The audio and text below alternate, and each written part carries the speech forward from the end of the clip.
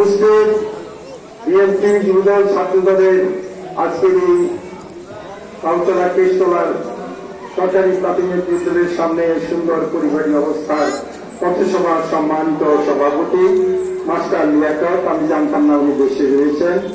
আজকে যাদেরকে দেখি সবাই কিন্তু অনেক বয়স হয়েছে, আমারও তো বয়স হয়েছে। আপনাদের সকলকে জানাচ্ছি আন্তরিক অভিনন্দন। আপনারা দেখেছেন এই রাস্তা দিয়ে আমার সবসময় আমার গাড়ি যাতায়াত করত। বিগত 6 বছর আমি এই রাস্তায় কোনোদিন আসিনি। অনেকদিন পর আজকে আসলাম, সেই দিনগুলি আজ নাই। যাদের দাম্ভিকতায় আমরা এতটুকু জায়গা পাইনি যে আমরা পথ চলতে পারবো, তার আঘাত করত। আজকে তো আমরা প্রতিঘাত করার সুযোগ পেয়েছি, তারপর আমরা করছি না। আমরা মানুষ হতে চাই, আমরা আমলিক হতে চাই না। মুরব্বীরা, বন্ধুরা, ছাত্র সমাজ, তরুণ সমাজ, আজকে তোমরা তরুণ জনতা এবং ছাত্র মিলিয়ে আমাদেরকে স্বাধীনতা দিয়েছ, সেই জন্য আমরা তোমাদের কাছে কৃতজ্ঞতা। কিন্তু শুধু মিছিল করে তোমরা আনোনি, রক্ত দিয়ে, বুকের তাজা রক্ত দিয়ে তোমরা স্বাধীনতা দিয়েছ, যেটা আমরা 16-17 বছরে করতে পারিনি। আমরা তরুণ ছিলাম, আমরা সবাই আজ বৃদ্ধ, তাই তোমাদেরকে বিরাট দায়িত্ব তোমাদের অর্পিত হয়েছে। ছাত্র সমাজকে আমরা সবাই সম্মান করব। ছাত্র সমাজ সেই সম্মান নেওয়ার গুরুত্ব নিশ্চিত গড়ে তুলতে হবে। ছাত্র সমাজের দায়িত্ব অনেক বেড়ে গেছে। মাকে সম্মান করতে হবে, মাকে দেখাশোনা করতে হবে। বাংলাদেশ আমাদের পবিত্র জন্মভূমি। 71 সালে স্বাধীনতা হয়েছে। আমরা যারা স্বাধীনতা এনেছে তাদেরকে জানাই সসম্মানিত সম্মান।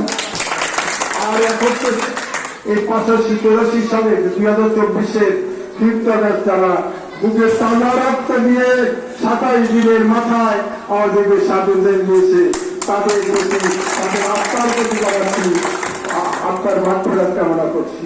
ভাইয়েরা আমার, বন্ধুরা আমার, সকলের প্রতি আমার নির্দেশ থাকবে, আমার আবেদন থাকবে, ছোটরা বড়দেরকে সম্মান করবে।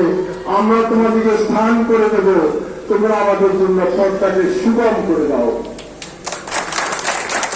যে অবস্থা রয়েছ, দলকে তোমরা সুসংগঠিত করো। দল সুসংগঠিত হলে দেশ সুসংগঠিত হবে। আজকে আমরা গর্বিত, আমাদের নেতা হলেন ডক্টর প্রফেসর ইউনূস। পৃথিবীর সমস্ত লোক তাকে সম্মান করে টাকা দিয়ে ভর্তিয়ে করছে, আমাদের বাজেটকে তারা পরিপূর্ণ করে দিয়েছে। শুধু ওনার জন্য, উনি একটা ভালো মানুষ, আমরা সবাইকে ভালোবাসতে হবে, ঠিক আছে? আজ বাড়ি কোনো বন্ধু হবে। আমি বলেছি আমরা মানুষ হতে চাই, আমরা আমলিন হতে চাই না।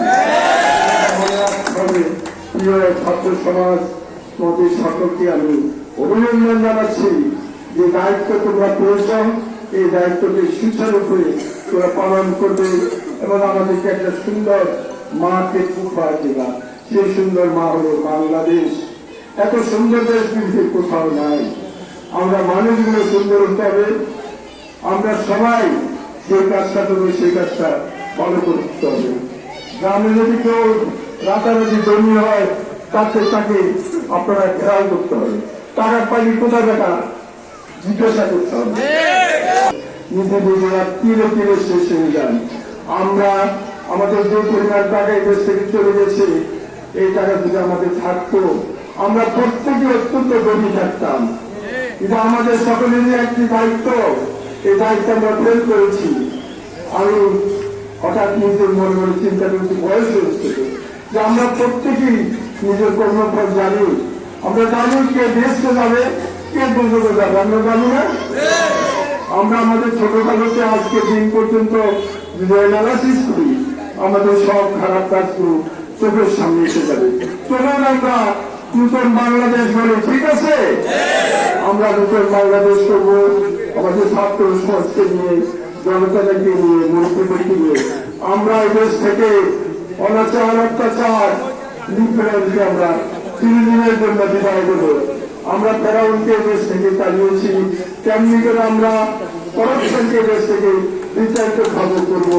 ঘুষ খাওয়া বন্ধ করব, তার সম্পদের মালিক তার হিসাব নেই, তার সম্পর্কে আমরা ভাগ করে নেব ইনশাআল্লাহ। এছাড়া কোনো পথ খোলা নেই। ঘুষখোররা সাবধান। সকলকে ধন্যবাদ জানিয়ে বিদায় নিচ্ছি। আসসালামু আলাইকুম। ধন্যবাদ।